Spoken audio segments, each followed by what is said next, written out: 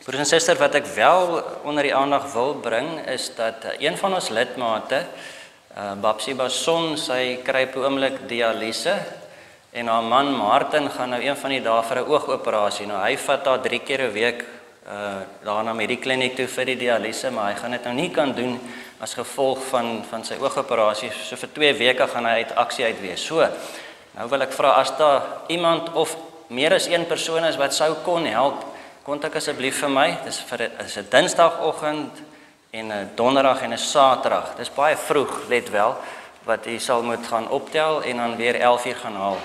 So as die Here dit volgende op jou hart lê en jy kan 'n Samaritaan vir ons wees, kontak asseblief vir my of die kerkkantoor. Dit is van die week van die 31ste Januarie, ek dink die 29ste is die Dinsdag, of is dit die 30ste die 30ste is die Dinsdag. Van daai eerste Dinsdag die 30ste, as jy kan help. Baie dankie.